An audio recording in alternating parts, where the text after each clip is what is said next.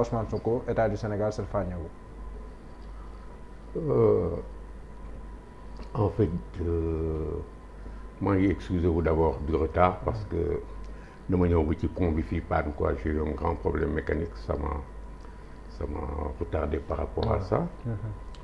Décision cour CEDEAO bi ci aspect de droit yi, je crois que am na ay spécialistes de droit yi nga xam ne ils sont mieux placés que chacun d'entre nous pour faire cela.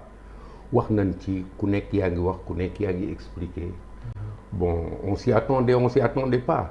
C'est le résultat qu'on a si sunu kanam moom la ñuy constater et on fait avec. dañu nekk ci benn situation bi nga xam ni vous voyez chacun lui a parlé des libertés publiques, lui a parlé de géopolitique. ku nekk ci posture bi nga taxaw selon li nga xam ni moom mooy sa angle d'approche ci ngay mën a traiter boobu question. Dans cette histoire-là, l'enjeu est énorme. L'enjeu est énorme et les partis en présence jouent des moyens qu'ils ont pour pouvoir traiter de cette question-là. Cela n'ôte en rien à la justice la valeur qu'elle a dans le jeu. Parce que ñun ñëpp dañuy toog reculer, chacun du mieux qu'il peut va analyser, approcher la décision de justice, va la critiquer ou l'apprécier, mais elle est ce qu'elle est. Elle est ce qu'elle est. On n'a pas une autre justice à ce temps-là où on parle. Cette histoire-là est partie de très loin. Et si nous convoquons toutes les situations qui ont précédé cette situation-là, on a une succession de décisions de justice et une succession de comportements d'acteurs de justice. Des avocats et des magistrats qui sont chacun allés chercher dans le fond de leur science pour traiter de cette question-là. Voilà. Il faut analyser le comportement des avocats d'Ousmane Sonko qui nous ont amenés jusqu'ici.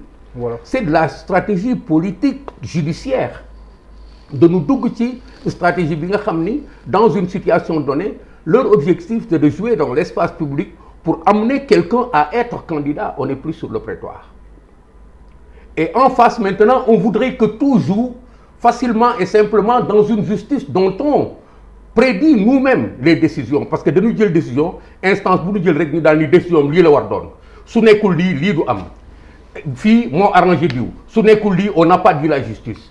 Mais je crois que pour ñu mën ci avancer ñun dans la situation que nous connaissons aujourd'hui à apprécier là où on se trouve et là où va le Sénégal, il faudrait que ñu mën ko nangu ñu mën angle buñ am angle buñ ko nangoo te xam ne ñi nga xam ne ñoom ñoo statuer ci cas yi ce ne sont pas des gens forcément dont on peut mettre en cause la bonne foi parce que simplement on a soit un point de vue.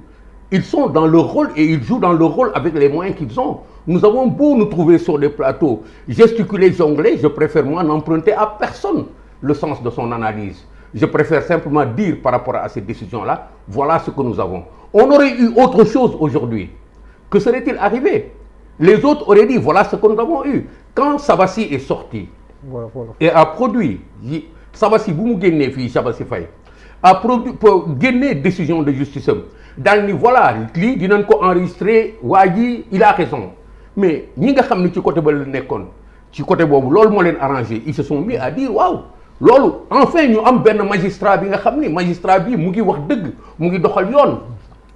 Je ne suis pas un magistrat mais aujourd'hui la chose s'inverse ñu ne enfin magistrat yi delluwaat nañ fi nekkoon baaxuñu et d'autres de l'expliquer avec benn alchimie bi nga xam ne bu extraordinaire pour trouver motif à dire que la politique influence le jeu ou bien ces magistrats sont malhonnêtes, ils n'ont pas dit le droit tel qu'il faut.